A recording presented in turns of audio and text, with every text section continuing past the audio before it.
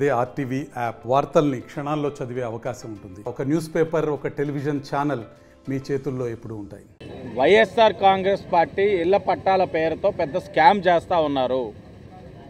గత ప్రభుత్వంలో ఏదైతే తెలుగుదేశం ప్రభుత్వంలో టిట్కో ఇల్లు మేము ఏదైతే నిర్మాణం చేసి ఉన్నామో వాటిని ఈ రోజు దాకా లబ్ధిదారులకి హ్యాండ్ ఓవర్ చేయకపోగా వాళ్ళ పేరు మీద లోనులు తెచ్చి ఈ రోజున ఇల్లుల్లో లేరు కానీ వడ్డీలు కట్టుకునే పరిస్థితి ఈ రోజున ఈ రాష్ట్రంలో ఉంది, ఈ నగరంలో ఉంది.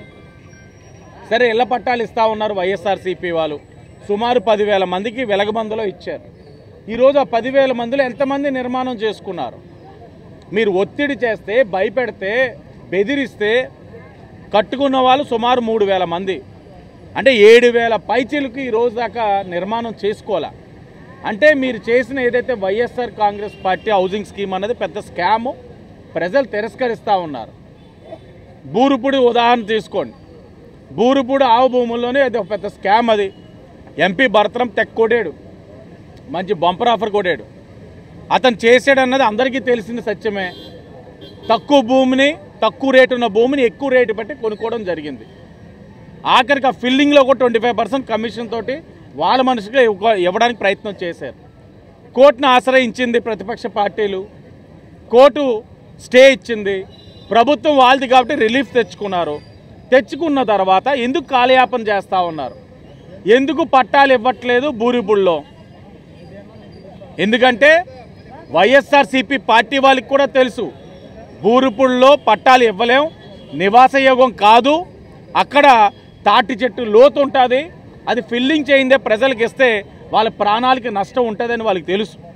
తెలిసినా కూడా ఉద్దేశపూర్వకంగా వాళ్ళకి రిజిస్ట్రేషన్స్ అని పట్టాలు ఇస్తున్నామని, జగనన్న మీ అందరికీ కూడా శాశ్వత గృహాలు ఇస్తూ ఉన్నారని మోసం చేస్తూ ఉన్నారు. 2019 ఎన్నికల సమయంలో ఏం చెప్పారు? పట్టాలు ఇచ్చి ఇల్లు కడతామని చెప్పారు. కానీ ఈరోజు ఏం చేస్తూ ఉన్నారు? 1,80,000 ఇచ్చి మిగిలింది మీరు కట్టుకోవాలని చెప్తా ఉన్నారు. పేదవాళ్ళ దగ్గర డబ్బులు ఉంటాయండి, ఎలా కట్టుకుంటారు వాళ్ళు? ఈరోజు వాళ్ళ పుస్తులు తాకట్టు పెట్టి ఇల్లు కట్టుకుంటా ఉన్నారు, చెలగాటం ఆడుతూ ఉన్నారు ఈరోజు రాష్ట్ర ప్రజలతోటి. ఈరోజు సామాన్య వ్యక్తి యొక్క ఆశలతోటి ఆడుకుంటా ఉన్నారు. ఇల్లు అనేది ప్రతి ఒక్కరి యొక్క కళ. గత ప్రభుత్వం ఏం చేసామో చూడండి. వాళ్ళకి భారం లేకుండా మేమే నిర్మించాం, ఇల్లు ఇచ్చాం, లోన్ పెట్టాం, ఈఎంఐ కట్టుకోమన్నాం. కానీ వీళ్ళేం చేస్తూ ఉన్నారు? అది డ్రాలో తీసి ఇచ్చాం. వీళ్ళేం చేస్తూ ఉన్నారు? ఏ భూమిలో ఇవ్వాలో ఆ భూమిలో పర్సంటేజ్ 25% భూమిలో రాందే భర్తరము బూరుపూడిని సెలెక్ట్ చేయలే. ఈరోజు ఏం చెప్తా ఉన్నారు? టీడీపీ జనసేన పార్టీ వాళ్ళు అడ్డపడట్లా, ప్రశ్నిస్తున్నాం. టీడీపీ జనసేన రాజమండ్రిలో ఉన్న మా ప్రజల తరపున ప్రశ్నిస్తున్నాం. అక్కడ నీటిలో మీరు ఎలా ఇస్తారు? వాళ్ళ ప్రాణాలతో ఆడుకుందాం అనుకుంటా ఉన్నారా? చెలగాటమా? మేము అడిగేది ఒక్కటే, ఈరోజు మీరు బూరిపూడిలో ఏదైతే కోర్టు మీకు రిలీఫ్ ఇచ్చినా ఈ రోజుటి దాకా సమీక్ష అనేది పెట్టకుండా అక్కడ ఈరోజు ఇళ్ల పట్టాలు ఇవ్వడానికి రిజిస్ట్రేషన్స్ చేస్తూ ఉన్నారు. పట్టాలు ఎక్కడ ఇస్తారో, ప్లాట్లు ఎక్కడ ఇస్తారో ప్రజలకు చూపించాలి.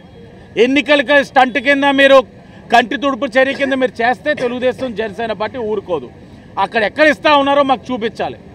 తెలుగుదేశం జనసేన ఈ పట్టణ ప్రజల తరఫున ప్రశ్నిస్తూ ఉన్నాం. వెలుగుబందులు ఇచ్చినప్పుడు మేమైనా అడ్డపడ్డామా? ప్రశ్నించామా? లేదే బూరిపూడిని ఎందుకు ప్రశ్నిస్తూ ఉన్నాం? మీరు అక్కడ పెద్ద స్కామ్ చేశారు, ప్రజల యొక్క జీవితాలతో ఆడుకుంటూ ఉన్నారు. అవకాశం లేకపోయినా కూడా వాళ్ళు మభ్యపెట్టి పట్టాలు ఇవ్వడానికి చూస్తూ ఉన్నారు. కాబట్టి తెలుగుదేశం జనసేన పార్టీ బూరిపూడిలో పట్టాల పైన ప్రశ్నిస్తూ ఉన్నాం. కమిషన్ గారిని కూడా ఇప్పుడు రిప్రజెంటేషన్ ఇస్తాం, అడుగుతాం. మీరు ప్లాట్లు రిజిస్ట్రేషన్ చేసి ప్రజలకి చూపించాలి. చూపించని పక్షంలో ఎన్నికల స్టంట్ కింద మీరు ఎందుకు మభ్య పెడతా ఉన్నారు? ప్రజలతో ఎందుకు ఆడుకుంటూ ఉన్నారు? వాటిపైన సమాధానం కావాలి. మరిన్ని వీడియోస్ కోసం ఛానల్ ని సబ్స్క్రైబ్ చేయండి. లేటెస్ట్ అప్డేట్స్ కోసం వాట్సాప్ ఛానల్ ని ఫాలో చేయండి. అండ్ లింక్ డిస్క్రిప్షన్ లో ఉంది.